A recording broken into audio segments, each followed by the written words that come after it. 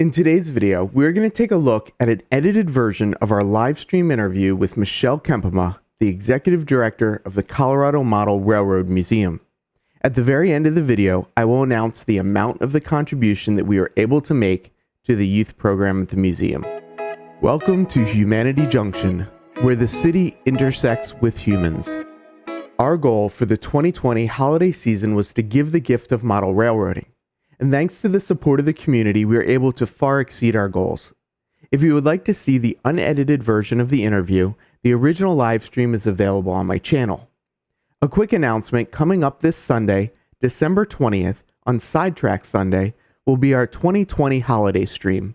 Please join us on Jason the Train Freak's channel for the festivities and some additional giveaways. And one last thing before we roll the interview.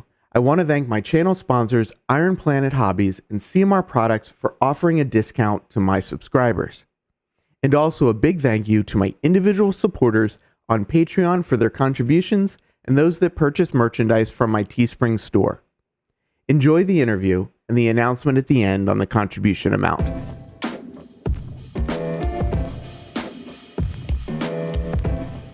So Frank, why did you want to do this?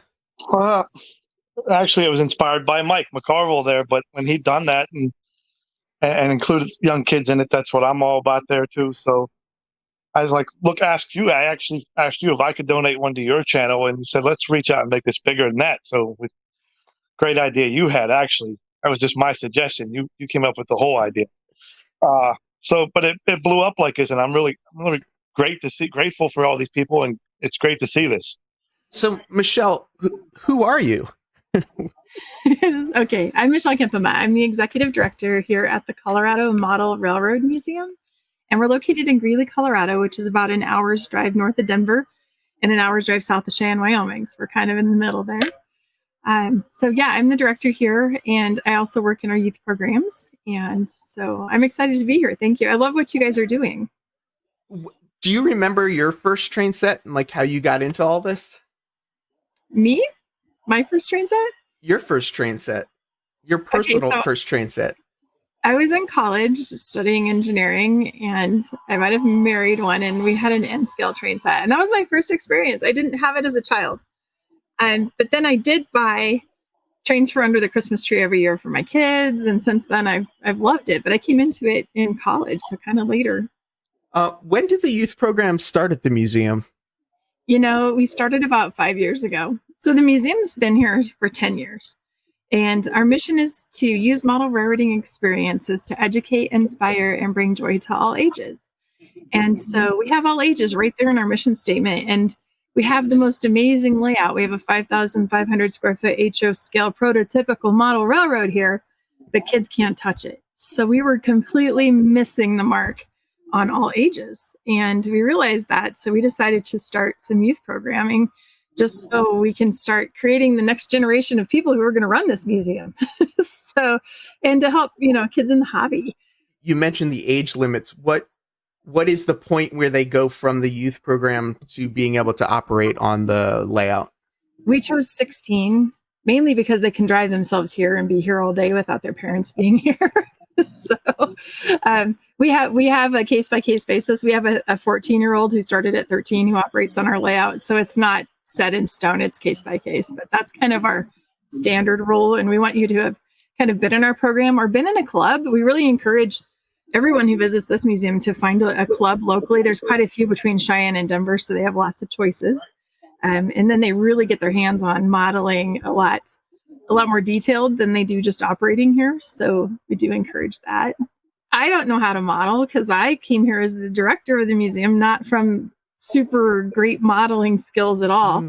So we called a school down the street. We have what's called a School of Innovation that's 2 blocks away that they had just opened up.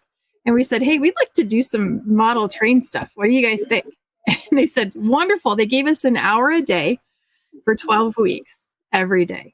We ordered those Woodland Scenic, the big styrofoam modules, and we did different age groups at different times. And so between kindergarten and 8th grade, every kid in that school helped us build the Woodland Scenic models. And at the end, we put them all together into a great big layout.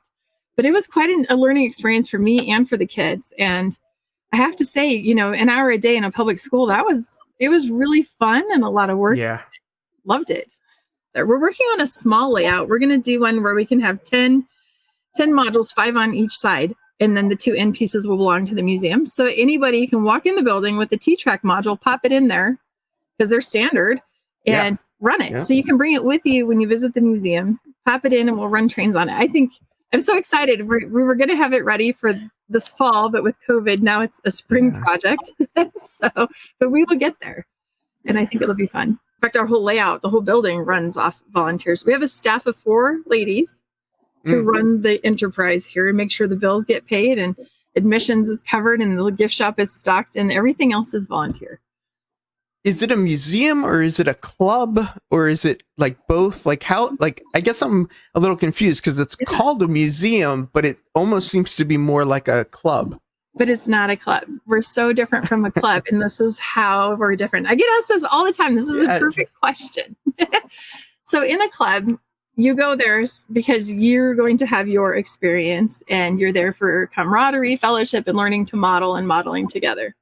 When you walk in this building, you've probably come from a club that you belong to somewhere. But when you walk in here, you operate under our mission statement to educate, inspire, and bring joy to all ages. So it's the great equalizer here. And you're here for visitor experience. You're here for the public. You're here to provide joy through model railroading. And so it's a little bit different than a club. And we're made up of volunteers from all around the country and many, many clubs. So that's how it works. So we have a 5,500 square foot HO scale, fully dispatched model railroad. So we have a dispatcher in the dispatching office that the public can see and talk to. And each of our volunteers has a radio on and an NCE throttle in his hand or her hand. And we have anywhere between 14 to 18 trains. And they're like 50 to 100 car trains on the layout at any time being dispatched. And so when you come in, the public comes in to see this experience and you walk through our layout, you really walk inside it. It's quite different than a lot of them with really wide aisles because the operators are standing next to you, the visitor, which is great because you hear the dispatching, you hear the language, you hear the radios, you hear the sound of the locomotive. So sound is half of your experience in here. It's amazing.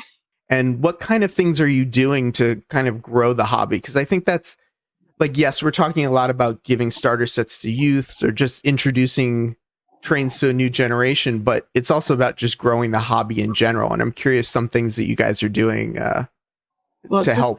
Just the fact that we're one of the most popular tourist attractions in our region. And so we have people who've never seen a model train that come in. So we're kind of that bridge, that gateway between there's a hobby and showing them this awesome hobby. And so we're kind of that bridge. But I really want to say how excited I am that you are giving away train sets because that's huge and important because it's not really accessible all the time. There's an accessibility problem for kids and communities because their parents don't know how to go online and order model trains. They're not sure what to order if they're new. And so having train sets like that, that's wonderful. But it's great though, because so many people, I've met so many people in the hobby now, all across America, people like you, awesome people. And if I ask where they started trains, usually it's, I got a set for Christmas. The holidays for us are huge because there's some sort of connection. I don't know if it's just part of Americana. I'm not sure if it's just in our culture or what it is, but there is a connection with trains and Christmas. Yeah. You expect to see a train under a tree. You expect to see that just a steam locomotive on a Christmas card. It's such a piece of Americana.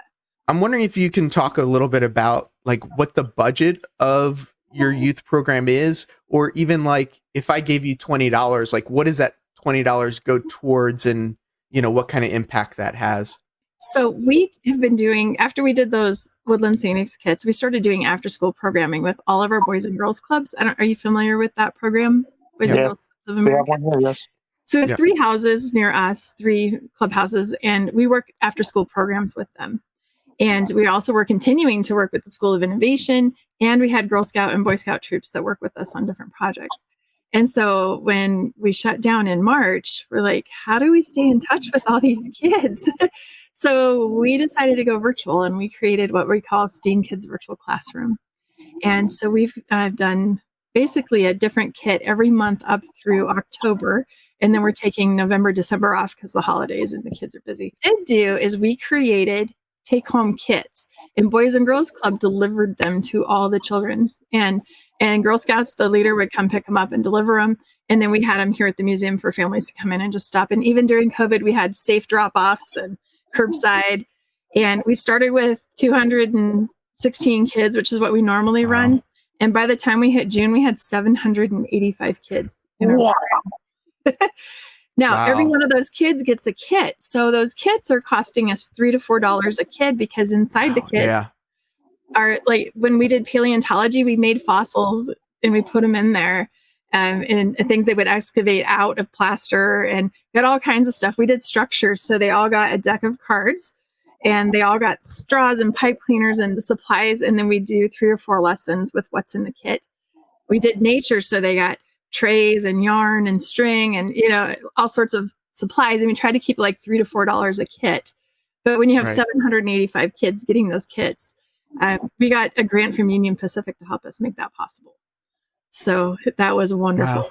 Wow. But we want to continue to do this because families are telling us it's wonderful because the whole family's doing it together in their home.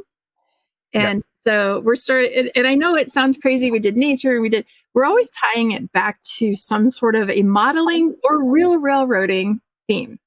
So somewhere in there is either a piece of modeling or a piece of trains.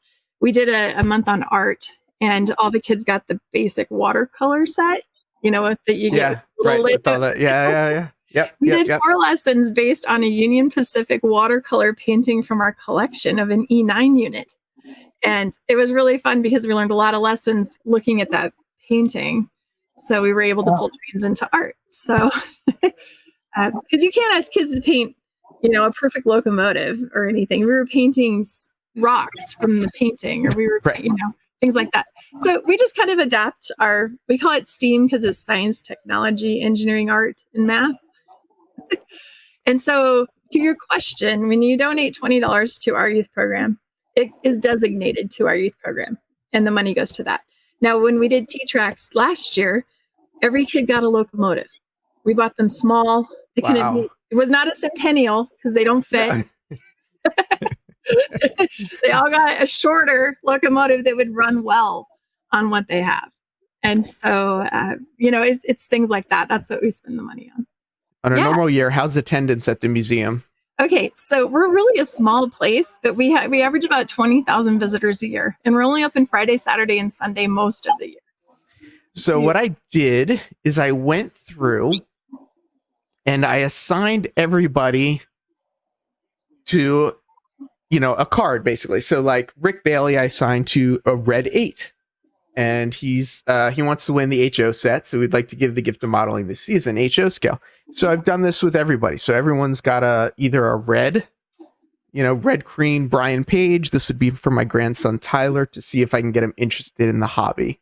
And then I also have them for all the black ones.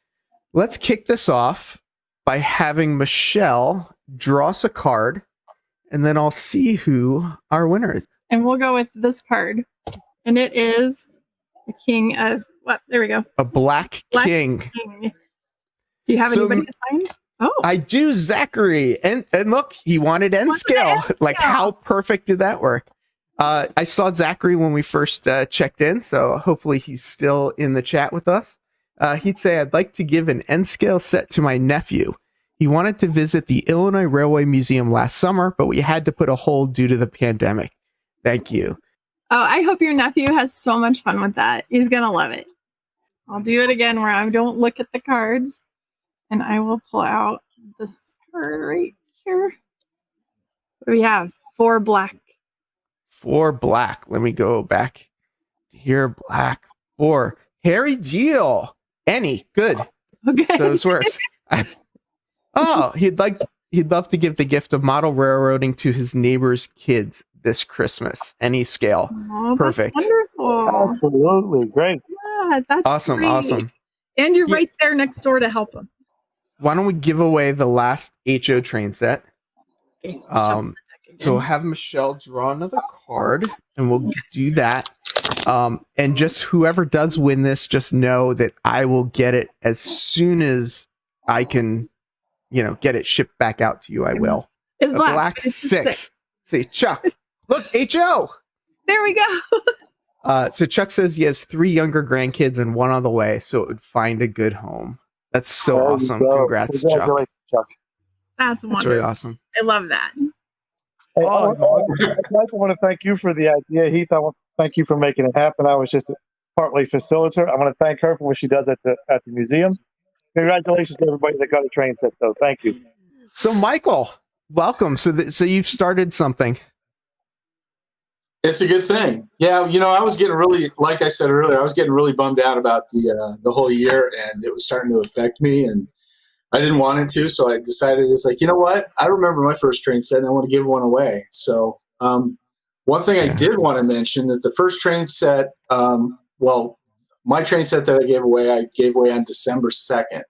Okay, so my first train set, I was probably 1.5. I was crawling around on the floor. I could barely pick up the engines, and I was covered in Christmas tree tinsel, and it was in the house that my grandfather built my grandmother in Los Angeles when they first moved out there.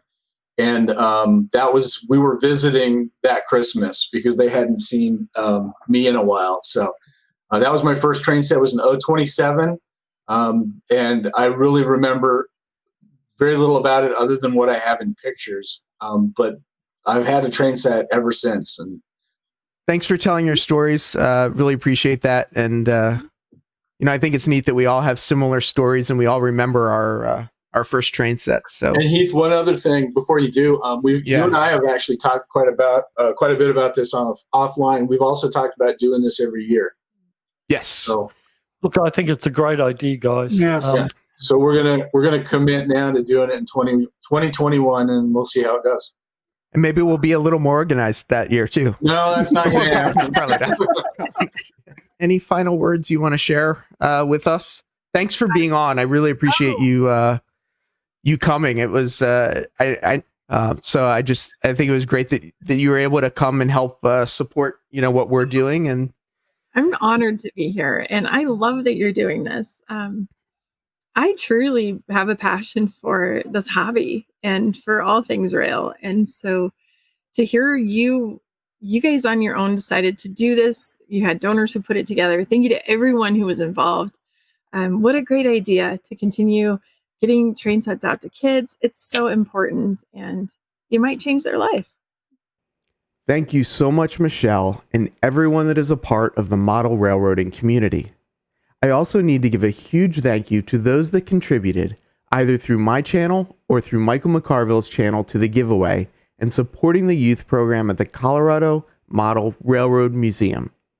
This has been a very interesting year for all of us, and I'm really honored that I was able to be a part of this movement. I'm very proud to be able to announce that with your generosity, we are able to donate $400 to the museum's youth program. I really appreciate everyone's involvement, and I look forward to doing this again next year. I am what I am because of who we all are. Thank you for watching. Please leave any comments or questions below and hit the thumbs up.